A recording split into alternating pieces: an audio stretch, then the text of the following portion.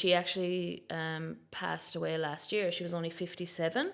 So she passed away from cancer. And that really lit a fire in me for the business, because I was like, wow, like life is so short. I think confidence is a huge thing in business, and self-confidence. But that self-confidence for me only came from getting the reps in and making the calls, putting myself out there. The more uncomfortable I felt, the more we're running a 7-figure business with the two of us. No VAs, no staff, couple of sourcing guys. So you can do it yourself, but I think some people, especially founders, maybe get a bit, oh, I shouldn't be doing that. My hourly rate is too high. Well, you could probably make more if you just stuck doing the boring stuff yourself all the time. Welcome to the Level Me podcast, where we rise to the level of those around us. And today we have Dawn from Futureproof Property Advisory. Dawn, welcome. Thanks, Jordan. I'm super excited you're here. We were literally just going to organize a coffee because you flew in half an hour ago. And I was like, why don't you come for a podcast? So thanks for coming on. Onto the sunny GC from the bowels of Melbourne. Is it cold at the moment? Oh, freezing. I can imagine. Yes. I think my mum was there last week and she sent me a photo and I was like negative, but it was like 10 degrees or something. It's so cold. It's not great. Good coffee, good museums and culture, but good restaurants. yes, I'll give you that. Restaurants. The weather, not so good. Not so good. So before you arrived today, I was trying to do some research on you and I was scrolling through your Facebook and I got to a post in March 2023. And it was your first business post. I was looking for like a business milestone or something, like something to, get a gist.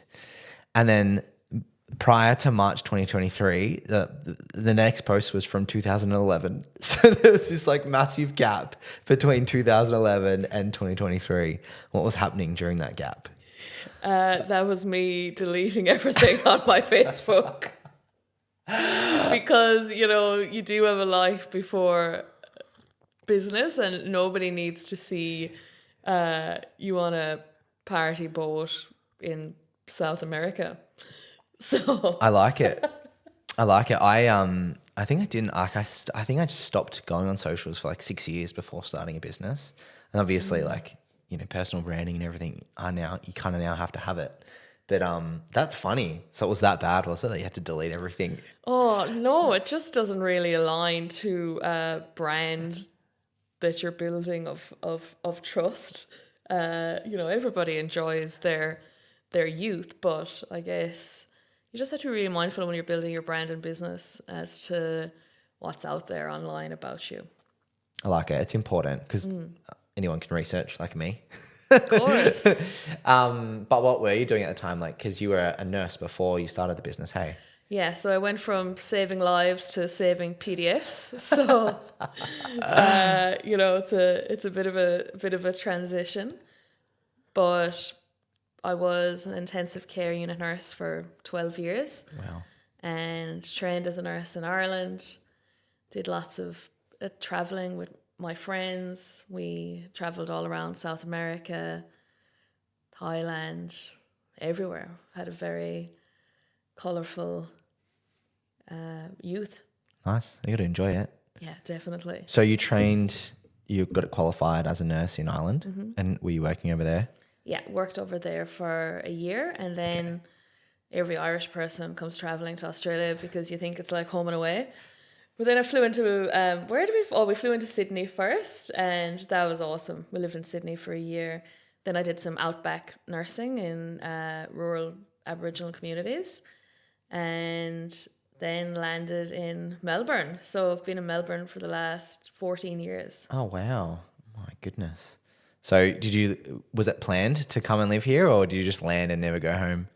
Oh, no, I met my partner in Melbourne. I was in Melbourne probably about 6 months. Met my partner, Melissa, and then the rest is history. That's amazing. And intensive care, that must be pretty full on. the most full-on job you could ever imagine. Like nurses, especially intensive care unit nurses, you're working with people who are on death's door. Like, you don't want to be in intensive care. So that job was really, really tough, but it just taught me so much, because when you train as an intensive care unit nurse, you have to do, it's almost like you start a master's degree to train to that level, because you're caring for some of the sickest patients in Australia. The hospital I worked at was a huge tertiary hospital in Melbourne, and look after all sorts of patients: heart transplant patient, lung transplant, patients with, bad burns, traumas. So yeah, saw a lot, and you work really hard, 12-hour night shifts, 50% nights, and it takes a lot out of you mentally and physically. So I did that for 12 years, and then we decided to start a business. Why? Was it just like, so what does Melissa do? What did she do? She used to be a project manager, so she has all of these skills that I don't have. So I'm, like, good with people. Mel is like, she's the Excel champion 2024. No, she's amazing. Her mind is so methodical, whereas I'm just all about action. It's good. It's good to have like counter skills, right? Yeah, we're a real yin and yang mix, and I think that's why it works so well. But we decided to start the business because we always loved property investing. Like, the two of us never came from any sort of money. Like, I'm one of four kids, like, had a lovely childhood. We never wanted for anything, but grew up in the countryside of Ireland, and was always like working from a young age, like being the oldest in the family. Like, from 14 years old, I was out working. Or even when I was younger, my nana used to do cleaning at hairdressers after they'd finished work. And I still remember smelling the bleach, or I'd go down with her on a Saturday and she'd be cleaning at like 6 p.m. And I remember loving being there with her, like, cleaning. And I think I would have started doing that like from when I was 10. And then we'd always get a takeaway afterwards. But I still remember that it was never like work to me. It was that time with her. Or my dad's parents owned like a little country bar. So I was always around people working in some aspect like that from a very young age. That's cool. Yeah. What's growing up in Ireland like? Like I've never been. I know a fair few Irish people, but I'd love to go. What's it like? I grew up in kind of like countryside Ireland, so you could call it regional. And I suppose you don't know any different when you're living there. The people in Ireland are beautiful. The countryside is beautiful. It's a very wholesome upbringing, but you don't really have many options. It's kind of like everybody follows the same path. Everybody gets married, has a few kids, works the same job, lives next to each other. And I always feel like I wanted to travel and see the world, but nobody in my family like ever invested in property or ran a business. All very blue collar, very hard workers. Left school early. Never they never had. You know what I'm trying to say? Yeah. It's just like it was it. Do you think it was a different generation thing or Yeah, not necessarily. My parents are quite young, okay? so yeah, I think it's just where we grew up in Yeah. that part of Ireland. Everyone kind of is used to that way of working. Yeah, it's like And farming, trades, just labor intensive jobs. Even my mother, she used to be a home help, so she would go into people's homes and old people, and she would like feed them and dress them and help them when they couldn't care for themselves. And she actually passed away last year. She was only 57, so she passed away from cancer. And that really lit a fire in me for the business, because I was like, wow, like, life is so short. she was such a healthy woman, would always go like spinning, never really drank, like really healthy.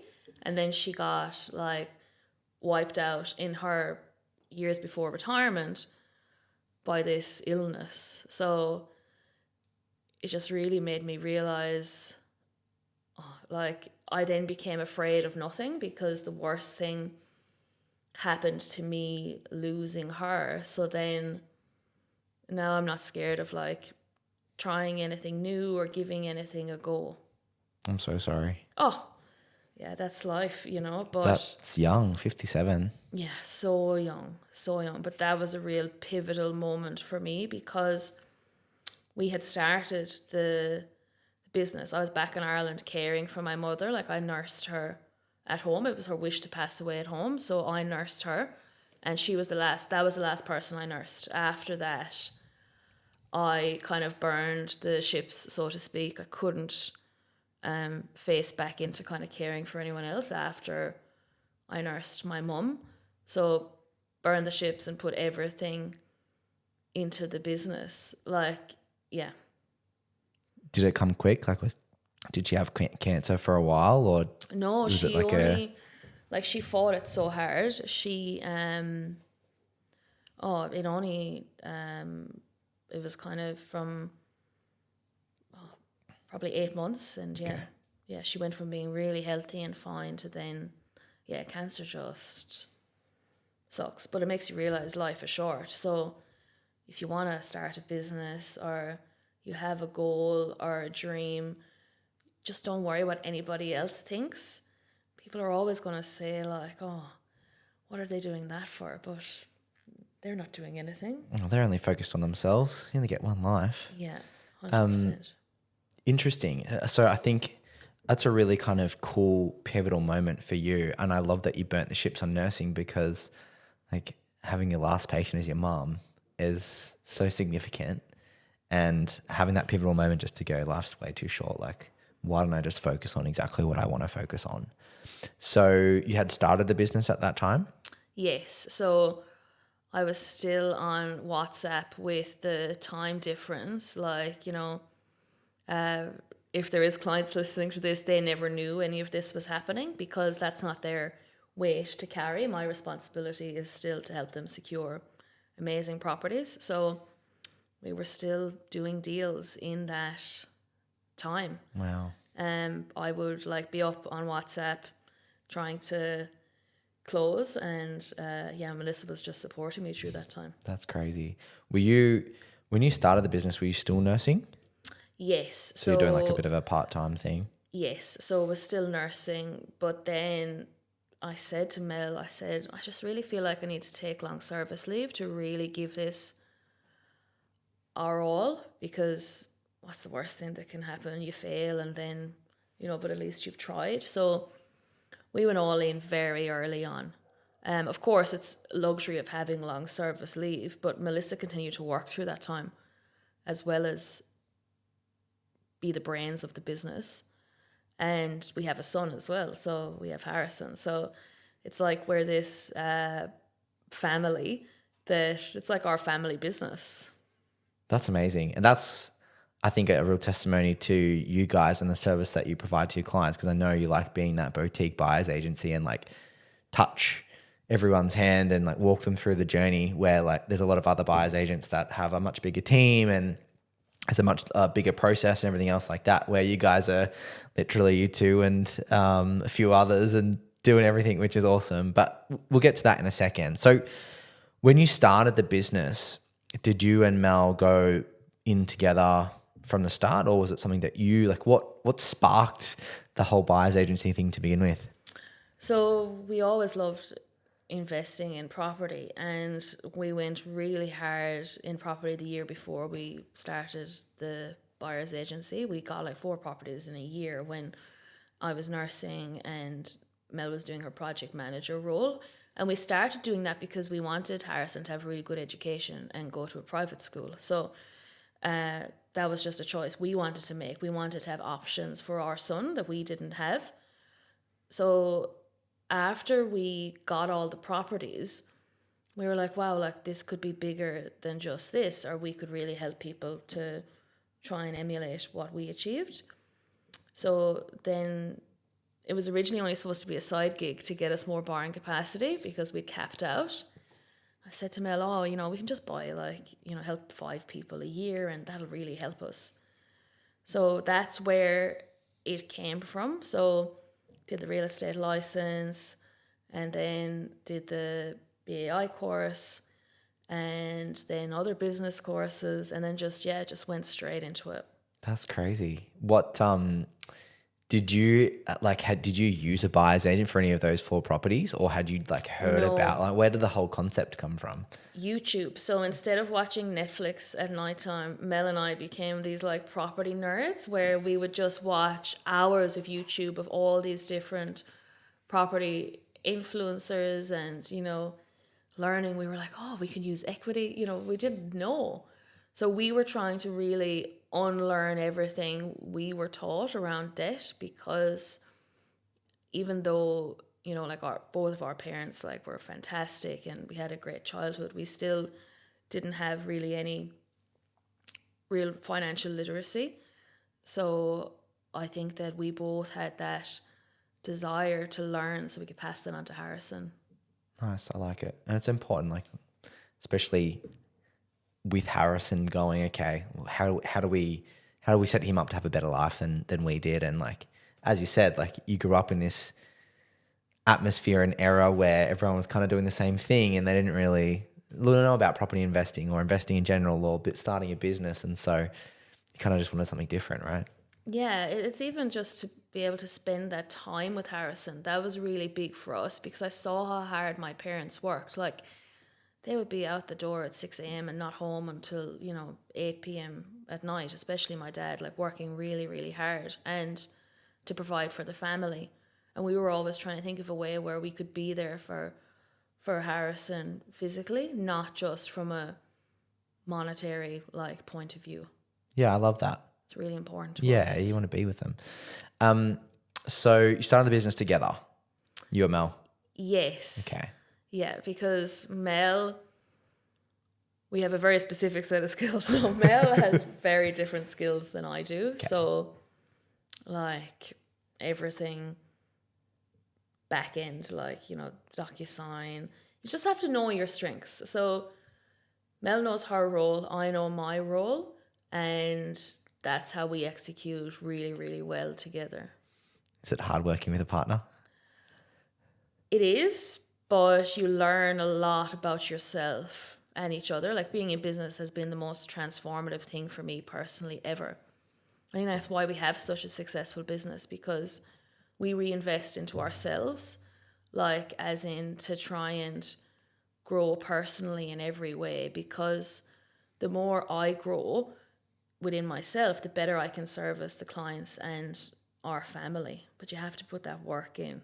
Business is like holding a mirror up to yourself. It's scary. It's so true. And in every aspect of your life as well. It's not just a business mentor or, a particular coach to help you with something. It's everything, every aspect of your life, your fitness, your mental health, your location. I know you're potentially looking at moving to the sunny coast, so hopefully it happens. But, it's everything. And that's been such a big thing for us moving to the Gold Coast. It's such a lifestyle and mental shift. And I've gone from this grind work and having to work the big hours every single day to being a little bit more focused on the important stuff that matters and working on the most important things in the business and having a bit more time for us as a family rather than the other way. So I think it impacts every aspect of life. But working together is such a crazy thing to do, especially your life partner and your business partner crossed over together. Is there a line that you guys know? Can you guys tell if one of you is in a particular mood, and do you call the line? I think the really clear thing is that we're both directors, so we don't have bosses, we're equal. And then it's just trying not to blame if something happens. I think when there's only 2 of you running a successful business, there's nowhere to hide. So there's never any slacking off from from either of us. I think if anything, it's made us communicate better because we've had to. And I appreciate Melissa so much. She is like the hardest worker, the best mother, and she just, yeah, like Futureproof wouldn't be what it is without her at all. And do you have, is there like, so my brother-in-law is a detective, and he's got this thing where like in the morning when he steps out the door and passes a certain point, he like goes into detective mode. And same thing when he comes home, he like steps on that same spot and then he goes back into his mode. Do you guys have any of that kind of crossover with work? Like is there like a house office, and as soon as you get out of the office, you like go into like family mode or something like that? Or is it all kind of just mixed? It's all mixed because we really enjoy it. I think, Futureproof is our baby. Our clients are like everything to us. So we're always chatting, or there's always like a deal to be assessed, or we see it as a privilege running our own business. So I think it's all your mindset around it. You're never clocked off when you're running your own business. But if you frame it as, I get to do this, then you'll enjoy every day. Like you get to live on the Gold Coast because you run your own business. You have that choice. It's so true. It's like I'm the same, like I genuinely enjoy what I do. So if I've got an email to answer at 11 o'clock at night, that's urgent and important. Like it doesn't bother me because I genuinely love it. And like I want to make sure everyone has the best experience and like goes through. So I get that. It's good. It's good to know. And it's good like philosophy to have as well. Yeah. So you were both working full time. Then you started the business together. What was that whole shifting to business like for you? Like, what did the first client look like? It was full on. It felt like a real climb to nowhere. Trying to get the first client just felt real lack of confidence, imposter syndrome. Like, why would anybody, like, have us help them?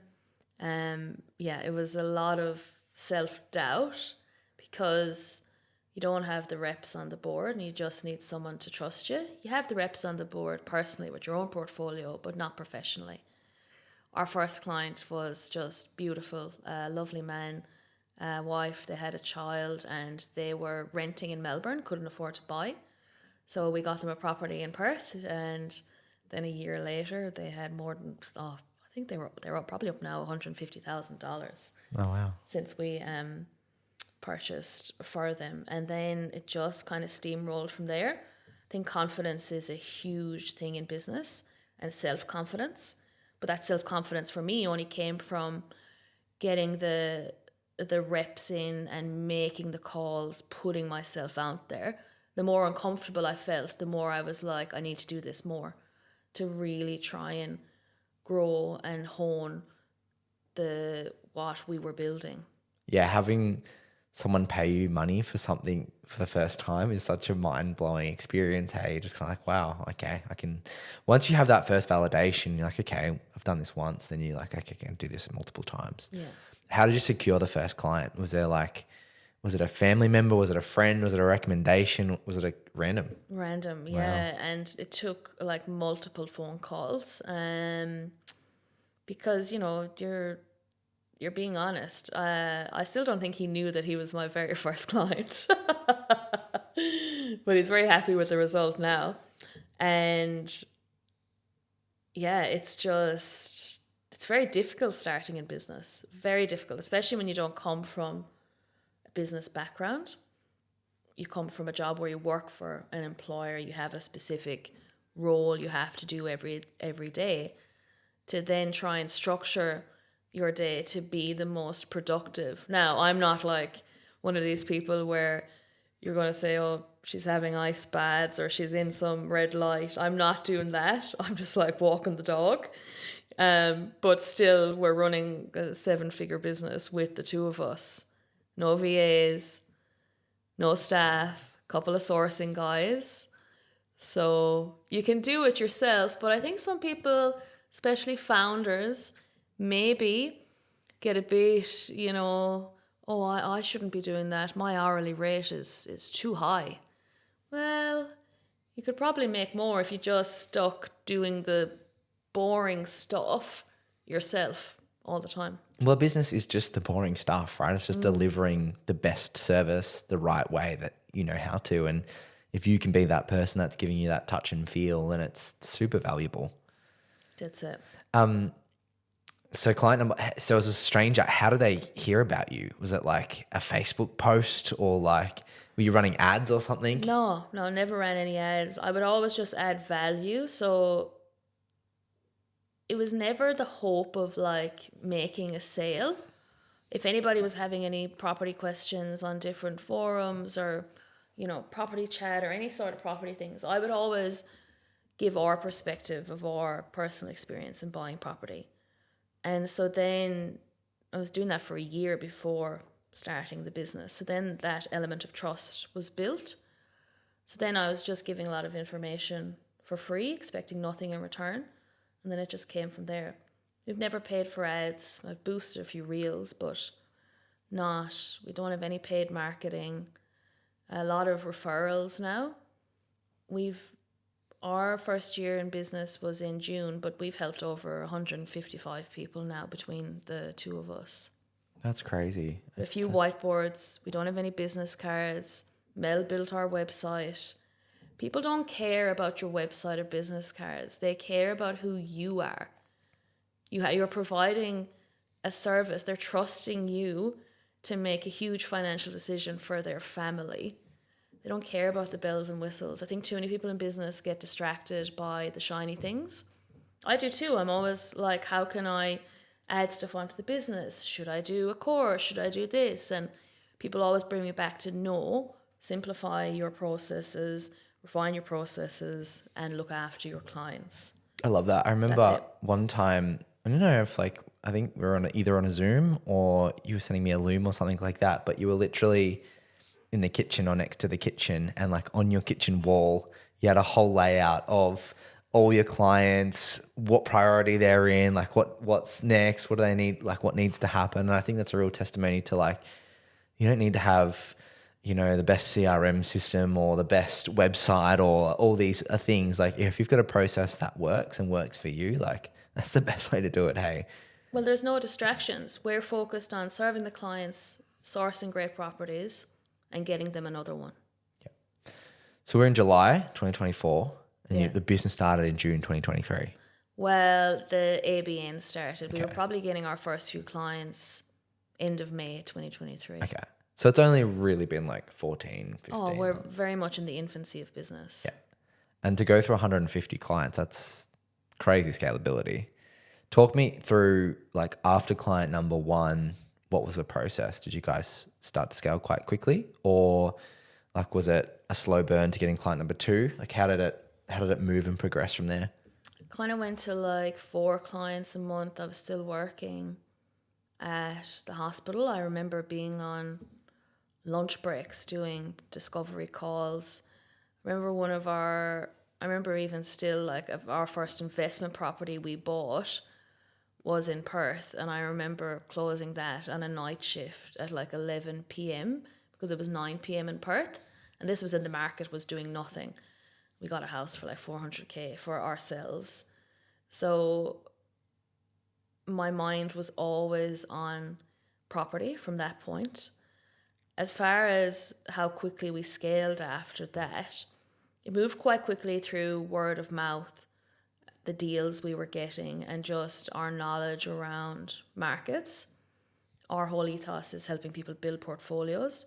A lot of our clients we've helped buy 3 properties in the last 6 months. I love that. It's important. Build and scale a portfolio. Yeah.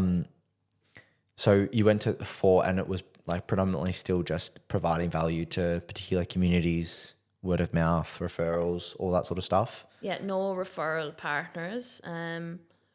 Used certain mortgage brokers. Then when we felt they weren't, good enough for our clients, we're very quick to like cut stakeholders that aren't providing value to our clients.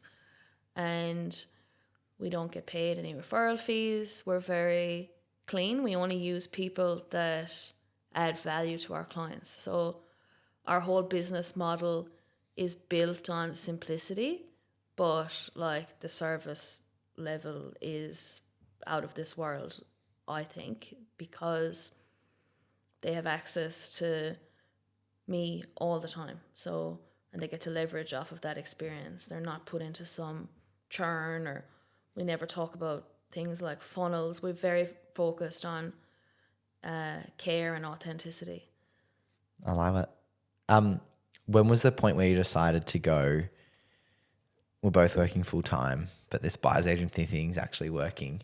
When it was getting really busy, where I was working like until super late at night, and I said to Mel, I said, look, I need you now full time. And so then, yeah, she took long service leave, and we were both just in it. And we still can't believe what we've built in such a short amount of time. But that's why we're even more focused on doing the simple things well. Yeah, it's crazy what you guys have done in that short period of time. And it sounds like everything's like just been rolling really well for the whole period. But has there been a time where you've like gone, this feels like a mistake, or we've done the wrong thing, or we need to go back to work? No, I think it's just, again, it's that personal development you do on yourself. Like, I've gotten slapped in the face, I don't know how many times, rejected from, real estate agents, rejected from clients. So you need that resilience to be able to go, like, that was a moment in time, and then you just move through it. Like, working in business, you're going to get rejected every day, and you just need to have the emotional intelligence to work through it. Is there any sort of like key learnings from those early stages that you went through with, like, I don't know, particularly like a sales agent or a hard client or something like that? You just can't take it personally, but I think that only comes, you have to go through it. And for me, it's all about trying to manage emotions and not make it be a personal thing. I think that's hard in business. So you just always want to remain professional, but this is why Melissa's amazing with that. So now I'll always ask for Melissa on advice before having a conversation, or she's my sounding board. She'll be like, don't send that email, or, let's not do that.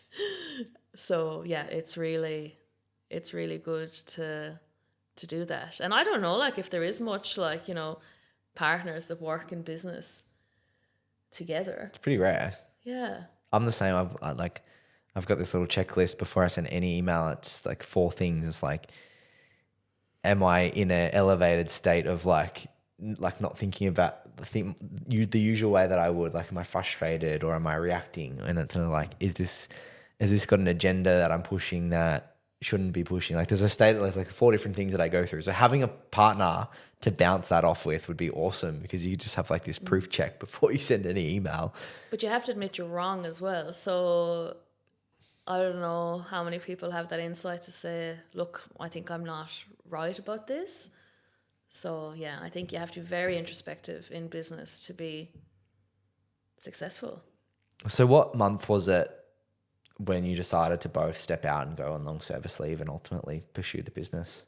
6 months, and then that next 6 months was like extraordinary growth, in every way, and just what we were delivering for our clients, we were all in, and we have a real balance as well, because I know a lot of people will be like, but how are they just doing it? And we've always been kind of workers, we've always been in management roles in our jobs, but we always have just done the work.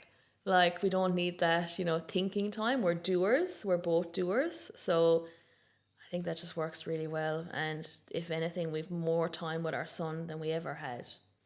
Yeah, that's great. I think business is just about doing. Like, I need time to think because I'm a reflective thinker, and I need to like frolic on the beach and think about things a particular way. But I love that, like, when it actually comes down to it and you need to take action, like, just doing it is the best thing that you possibly can do, because even if you make a mistake, it's probably going to be a minor mistake and you can rectify that straight away. but actually getting it done is the most important thing that happens, right? 100%. And be authentic. I see a lot of people get stuck in comparison and thinking, oh, how did this person do this? I always just think of it as like it's me versus me. And that's it. I'll set myself goals or records to break. And I think just being authentic and running your own race will get you so much further, especially in a space in business like the buyer's agency space, because everybody's kind of the same. You want to run your own race and carve your own mark, but then that's where personal branding comes in. It's so huge in the marketplace now. Totally. People buy from a person. They don't want to buy from a business necessarily, right? Like, and I think that comes back to your whole point of just continuing to provide value. And I still see it today. Like, you're always posting, like, does anyone have a property question, or like, you know, something really valuable. Like, you genuinely want to help the community. And I think that's a real testimony to you guys, just to be like, how can I add value rather than try and market or sell something? Yeah, and I think it's just about focusing on the right things. Like I said, not your business card or your website. People care about you and what you've executed. Are you able to get them a great property, and have you built a portfolio? Yeah, that's right. Have you like done it in the past? Yeah. Is there like a particular set of groups that work really well for you, or is it just like a natural post on any social media platform? Yeah, just like a natural post. But a lot of it, that was at the start, but a lot of it now is referrals, which is great. We really focus on looking after the client, but we understand the real estate agent is our other client as well, because without agent relationships, you don't have properties. You don't have properties, you don't have a business. Fair enough. So, and you don't have like good properties. So we'll often pass on properties and then we'll see other people buy them. So that's the unique nature of being boutique like we are, is that you're not you haven't scaled to a point where you have so many numbers, they become numbers. These people are still clients to us. Like, I agonize over, is this the right property for them? We put a lot, like even on the strategies, it's all customized to our client. Like, I'll ask them like what they enjoy doing on the weekend, what's their spend like on different things. I never want investing to impact their lifestyle. So we work really hard on like cash flow spreadsheets for them. We just focus on everyday homes for everyday people. That's our whole investing ethos. I like it. It's smart. And like, every client is different, right? So you want them to be able to continue what they're doing. If they have to fork out 50 grand a year towards an investment portfolio, and it comes at the sacrifice of that 30 grand dream Europe trip every year, then what's the point of investing to begin with, right? Like, it comes down to their goals. It doesn't make sense. And nobody has to fit into our business model. We have to meet the client where they're at. So my job is never to push my agenda or our investing experience on somebody. If somebody's scared of regional areas for flooding or whatever, that's fine. We can find you something somewhere else. So I think having that humility to realize that you don't know everything and that people will have different opinions, you just have to meet them where they're at. I think that in business, that will take you very far. Yeah. So you mentioned that once you both took long service leave and had a little bit more time to focus pure on the business, it just went crazy. Yeah, nuts. What do you think was like the one or two big drivers of that? Was it just that you had more time to focus on it? Purely that, yeah, more time and more belief. I'd set myself a goal and Mel thought I was crazy. I was like, nah, we're going to do like 7 figures. I'm going to achieve it so we can keep scaling our own portfolio. And she was like, yeah, right, sure. But then when she was like, how many people are you? She's like, are you doing another strategy call? I'm like, yeah, it was like 8 o'clock at night. Or I remember doing a strategy call at 10 o'clock at night to somebody who lived in Perth. So it's all about how bad you want it. Hard work you can outwork anybody. You just have to believe in yourself. I think if you've confidence in yourself, you can get so far. And what were the things that you were doing now that you had the time? Because like, some people will be like, I'm working part-time, but I'm only getting 4 inquiries a month. Like, work harder if I'm only getting these inquiries? Were you just doubling down in terms of giving back value, always being in that spot? 100%. Or like I'd be at the gym 5 a.m. on the treadmill responding to messages, sell by chat. That was like 5 to whatever, 6:30. Then I would do more in the evening. Like every day was spent adding value, doing discovery calls, refining my craft around that, doing strategies, just putting in the reps. But then having the sense to really examine the calls and figure out what was working and what wasn't working. Same as securing the properties. We constantly re-examine what we're doing. Even like it was last week, we had a meeting where we were pretending to be a client the whole way through the process and how we can refine it and make it a better experience for them. So yeah, we're always just working on ways to make the business better. I love that. How did you do that? Did you have a third party that was, oh, really? No, Okay. whiteboard, and we were really honest with each other. So Mel would say, I think you could do better in this area. And I would say, I need more from you in this aspect. So then we were able to add in different things into a morning meeting we have together. And then we have a close off session in the evening. But yeah, it's just brutal honesty between the two of us. I think that's really another like strength of having a partner as well, because you both got different roles and different hats, right? So you can come in with a mindset of like, well, I don't know exactly what you do every single day or what exactly point of the journey it looks like the whole way through. Let me go through that and give you the honest feedback, and you do the same for me, which is super beneficial. Because me as an individual, I'm kind of like, do I record myself on a video? Like, how do I get feedback? But we do get a lot of feedback from our clients, which is super beneficial. But that's great. I think that's so valuable. And it's important to always be improving your processes, right? Yeah. But improving yourself as well. I think that's the key to, well, that's been the key to us for the last few months, for the business just going to the next level. Like I said, it's not like the ice baths, but you know, I gave up alcohol a few months ago just to see how that would affect productivity, and it's had a really like amazing effect, because you can have a few casual drinks here and there, but it's still like, I just didn't like the feeling of it, and it would just kind of set me not on track. So I just want to show up as the best version of myself for the clients and for my family. And yeah, I just didn't really want to be socially drinking anymore. Yeah, I'm the same. You have a much more clear head. I think Alex Mosey did a post like a few days ago. I was like, you lose 2 days when you drink, the day you drink and the day you recover. Yeah. And it's so true, right? Like, you know, if you have you used to have a casual Sunday drink, which would turn into a lot more than a casual drink. And then, you know, you lose all day Sunday and you lose all day Monday. And it's just like, well, what's the point? And even now, when I used to drink, I was like, I'd still feel bad on a Wednesday. You know, you kind of lose half the week. So it's great for clarity. Yeah, it's fantastic. And it's not like, I think I'm just going to try it for a few months and then just try and just only have like one or two, you know, every so often, and then just see. Yeah. When you celebrate or but I was shocked at how much the productivity changed, or just the mindset. I think it's just that mindset of being a business owner and constantly wanting to improve.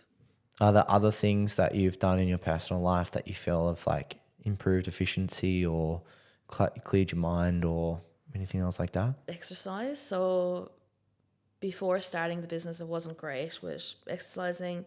Recently got like a health coach to help with the hardware, make the hardware more healthy, upgrade that, do an iOS upgrade. And then, because you spend so much time trying to rewire your brain, and then, you have to be healthy as well to be really high performing, I think. Yeah, 100%. Cool. So you're 12 months in, 14 months in now, let's say. 6 months you were still working part-time, full-time, which blows my mind. Then you're on long service leave. You've been able to invest in yourselves, invest in the business, and give back to clients. And you mentioned it's still just you and Mel plus 2 sources. So what's the whole thought process around, keeping it just you guys and keeping your service really like relational and boutique? Like, because I'm sure there's a lot of companies that would be in your position and be like, oh, we should hire 10 people to handle the whole business from start to front. What's the whole philosophy around that? Well, we got advice from people smarter than us. So we have business coaches. So we got advice from them around what to do. So they told us we had two paths. So we could have scaled a lot by now, but we would have had to have gone through all those motions of doing that. Or we could keep it as it was and be a point of difference in the market. So for me now, seeing the market, there are all these big agencies with lots of staff, account managers, people who do discovery calls, lots of buyers agents. I just want to maintain that quality, and it's not a control thing. It's more so that there'll be a point where we can only take on X amount of clients a month, but we're comfortable with that. So are you building out a business for your ego, or are you building out a business for you and your family? So do you want to say, oh, I have, 70 employees? I couldn't give a hoot. Like, are you a good person? And in all honesty, our net margins are, probably healthier than a big business. It's true. It's very true. And I think that's like super important. Do you feel like you've invested like in other areas back into the business, or has it just kind of been like, yeah?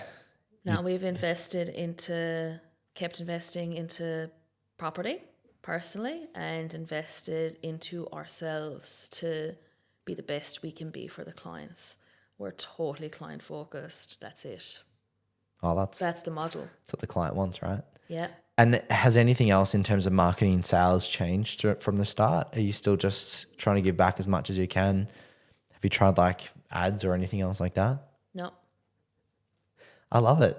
It's We're so just good. sticking to the process and just keeping it simple. Well, you know what you know, right? And you know what works for you. So if you just keep doing what works for you, then it makes sense. So how many clients are you doing now, roughly a month? Probably like 15 plus. Okay. And do 15 you to 20. Okay. And do you feel like, have you ever come to that point where you're like, okay, this is getting pretty busy right now? Yeah, we wouldn't take on any more than that because we never want the quality to suffer. And stock levels are super low as it is. They're 30% lower than last year. And we're finding the quality of stock is pretty terrible. So it is taking us a little bit longer to get our clients a property, maybe like 6 weeks, but that's probably relatively short in the grand scheme of things in the industry. Bigger picture, yeah. And have you had to not reject a client, but like just say, we can't do it this month, but we can do it next month or anything like that? No, it's more so that if they're not aligned, big about setting expectations. So we've only ever rejected people if they're looking for a positive cash flow property at 2022 prices. So they're very yield focused because we just want clients who are aligned to our philosophy, who want to build portfolios but are realistic to the market conditions. But that's my job to set that. We don't take on just anybody for the sake of it because that's not fair to them either.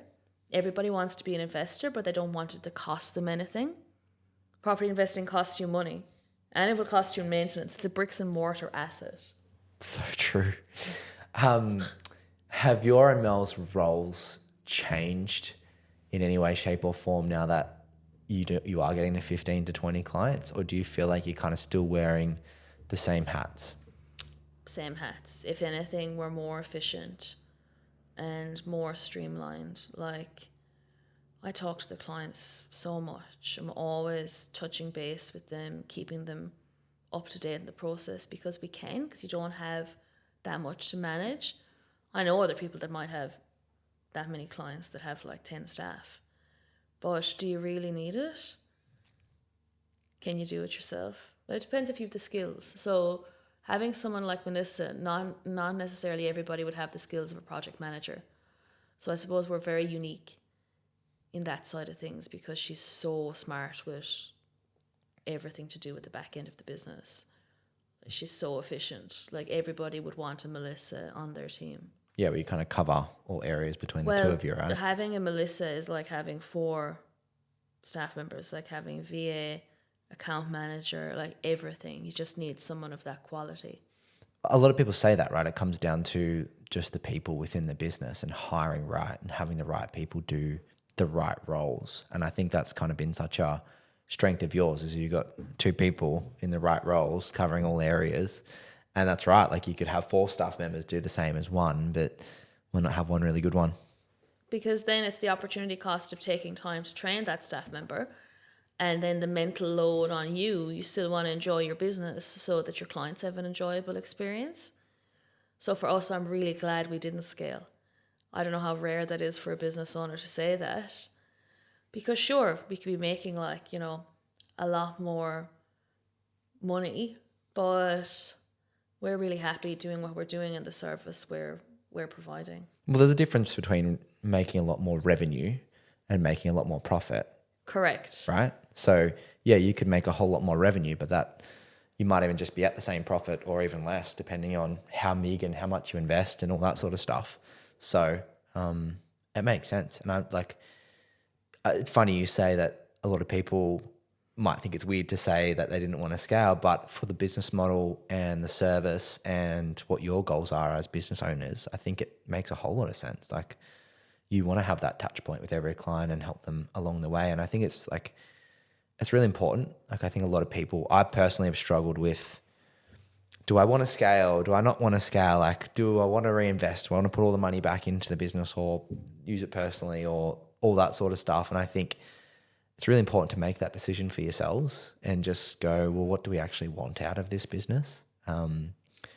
Do you guys often have that discussion at home or? All the time. But we walk the talks insofar as any of the business money is reinvested back into property, back into the portfolio.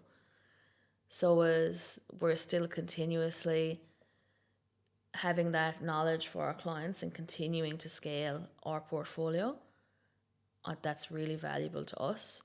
We often have chats about do we upgrade the PPOR? Like we live in a townhouse, it meets our needs. It's not like flash by any means, but we're happy there. Still drive a RAV4. We've no interest in, doing anything like that until we've earned it. So our focus is on the client. We do talk about upgrading the PPOR, but then we look at buying that or paying that off with post-tax money when we could just keep investing it. And for us, we just want to keep investing for now. I love it. You mentioned that you feel like you and Melissa have gotten better at your roles over time, even though you haven't changed hats, you're just like more efficient now. What does have the internal systems changed at all, or has there been anything that you've done to help you get more efficient in that way? We tried to move away from the whiteboards because I suppose it's very 90s onto something like Monday, or it just didn't suit us. So we went back to what was working for us, which is whiteboards. Mel has a whole system in the back end. We have a CRM, but mostly it's just old school, like on the phone. I'm just on the phone talking to people. People prefer to hear from you than a text. Obviously, I set that up with the communication plan. Some people are texters, some people are talkers, but as the owner of the business, I have to meet their needs where they're at. My focus is always just trying to meet their expectations. That's my job. Do you think your history as a nurse has helped you talking to people all the time? Probably. And even being young and being the oldest in a family and just working young, I think I was always had to be around people, talking to people. Like I worked in a bakery. I used to work at a taxi company. I used to be the chick behind when they had like old school radios, like Charlie, Alpha, whatever, pick up at a certain point. Like I just did so many different jobs, and in hindsight, all of these things leads you to be able to have good relationships with people. Yeah. Well, you wouldn't have chosen those jobs if you weren't comfortable doing those things, right? And so No. it kind of like all shapes it together, and then you build that confidence to talk to people and different people with different demographics and ages, and you must, like, you are very good at talking, but like you must have that confidence now. Yeah, for sure. But remember, I've always been in situations as a nurse where I've had to have really difficult conversations with people, as in, like, like their family member has passed away and we're in the room with them saying, like they've gone. So, as I said, I've gone from saving lives to PDFs, like it's not that deep. So, yes, business is hard, but let me tell you, being a nurse and being an ICU nurse is 10 times harder. And, now that I've seen both sides of that, I'm like, God, why doesn't everybody run their own business? So you don't miss it at all. I miss my friends and I miss that contact with like patients and just the purpose. I think I struggled for a long time when I started the business of the purpose. My whole identity was wrapped up in being a nurse. What was really beneficial to me is that personal journey of aligning my morals and values to the business, not having my identity wrapped up in a role anymore, because jobs change, right? So if you're reliant on your validation, your identity being who you are as an employee or as a business owner, you're in big trouble.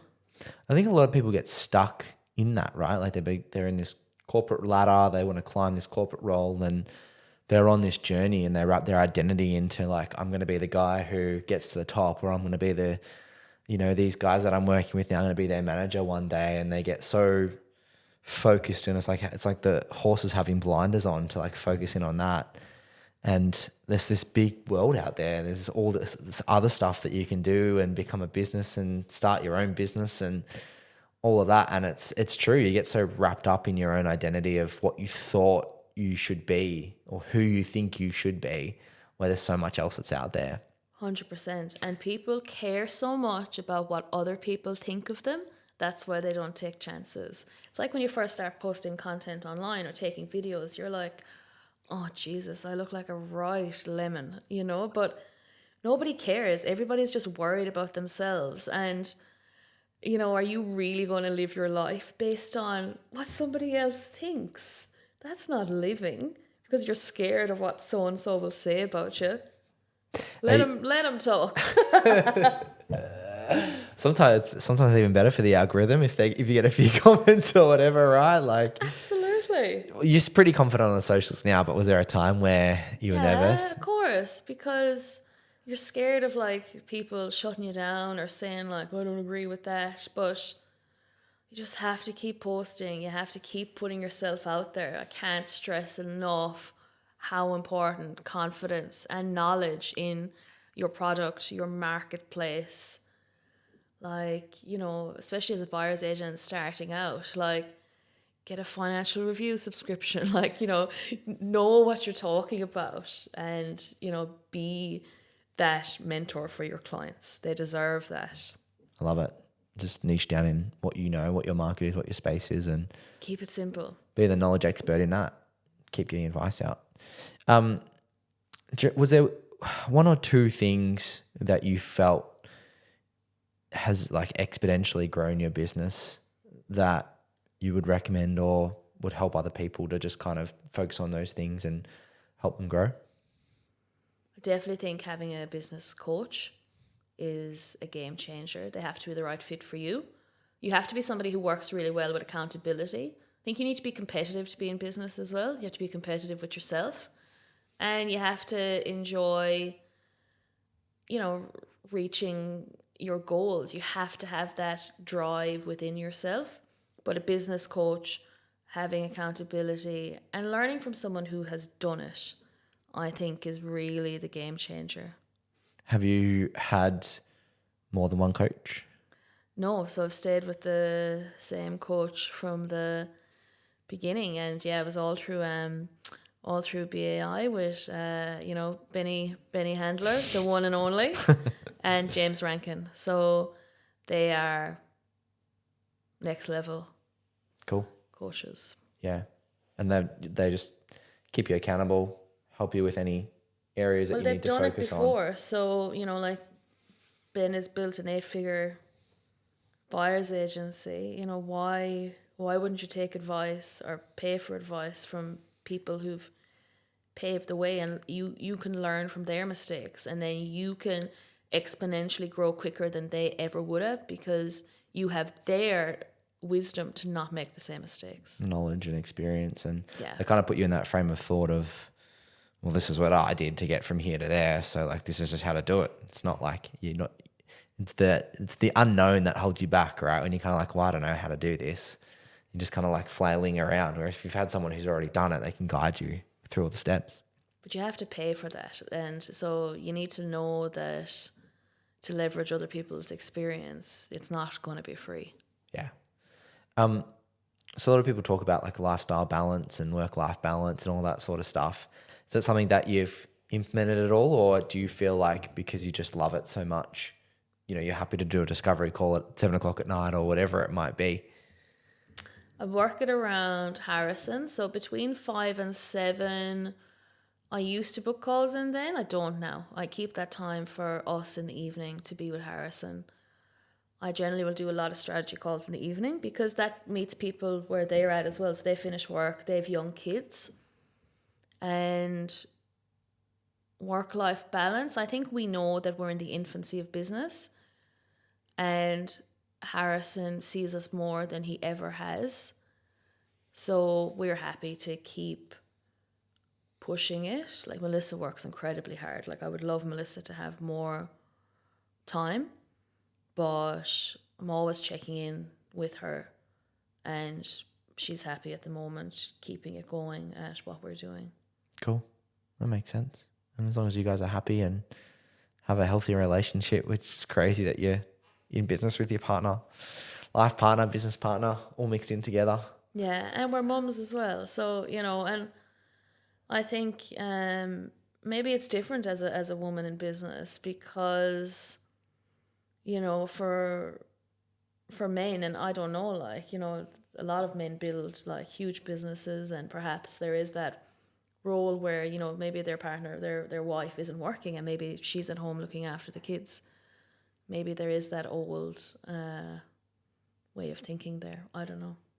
Could be. But I think you guys are both know what you want, know what you're after, and have had that discussion a number of times. And so kind of know how you want the business set up to be. We're very equal. So everything is very 50-50, even as far as like housework. So, I cook, Mel cleans. Like we have very defined roles.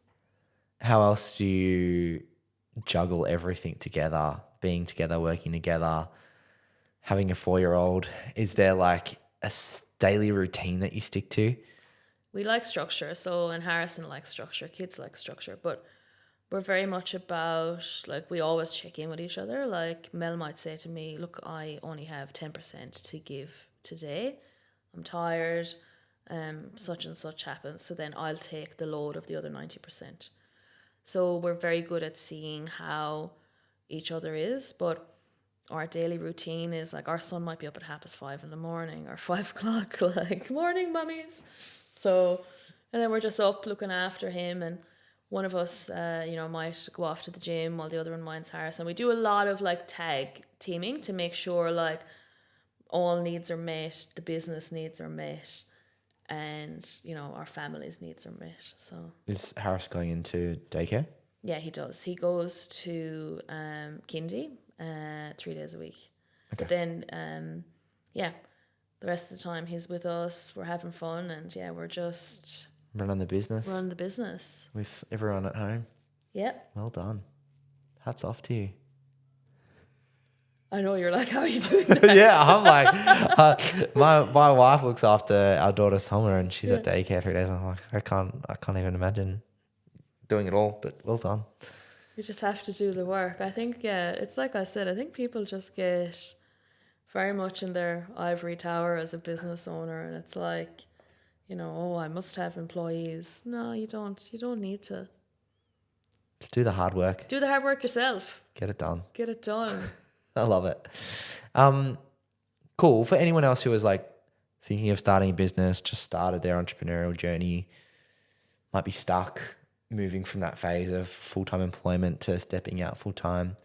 Is there any other wisdom or insight that you would hand over to them? I think you have to go all in.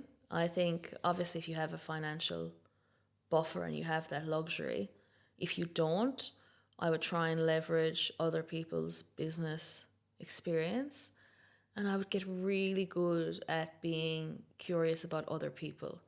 I would get really good at finding out why people, whatever your product or service you're providing, why would people need your service? I would do a ton of cold calling.